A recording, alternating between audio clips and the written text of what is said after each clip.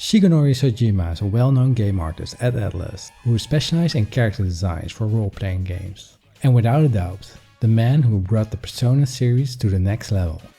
He started his career at 95, at around the age of 21, as a sprite designer for Shin Megami Tensei Devil Summoner. During this time he was not just character designer, but rather made movie edits, item graphics and character profile pictures. Actually, his real debut was with a tactical role-playing game, Stella Deus, The Gate of Eternity, and even though he was inspired by many fighting game characters such as Street Fighter and Samurai Showdown, his goal was to get good enough to draw anything from his imagination.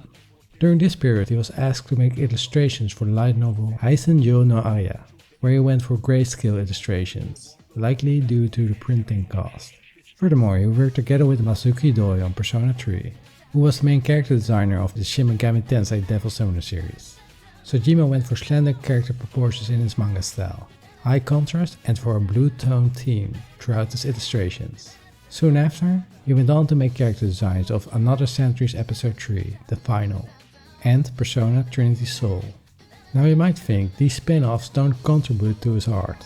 Well, it did. For example, in Persona 3 Portable, he went for higher contrast using black shadows combined with flat colors, reminding me of some of the E's promotional art. Anyways, he also used this style in Persona 4. Soejima noted that when he wants to get his thoughts together about character designs, he sometimes drives around his car to make all the pieces click in his mind. And I think he took a long drive to sculpture our beloved Teddy from this. In 2009 he worked on Cute Girls with Cars in Memorial Tyson Pyron.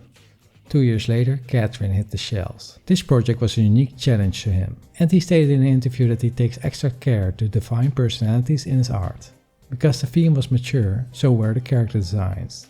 So to enhance expectations, he used a lot of pink and red. Furthermore, he wanted to make well-defined archetypes such as Catherine, who looks like a woman a man could fear, adding intimidating tropes such as a cold expression and glasses. He gets inspired to make these type of appearances by looking at fashion magazines, especially model posture, hairstyles, and designer clothes, all to feed his imagination and craft. Until 2015, he worked on illustrations of multiple Persona 4 spin-offs, such as Golden, Arena Ultimax, Dancing All Night, and Persona Q, Shadow of the Labyrinth. In Persona 5, depending on the illustration, he went for either line art or a painted style, such as these grayscale illustrations. Therefore, because of his wide repertoire, it comes to no surprise that he was asked to revisit his titles with new spin-offs.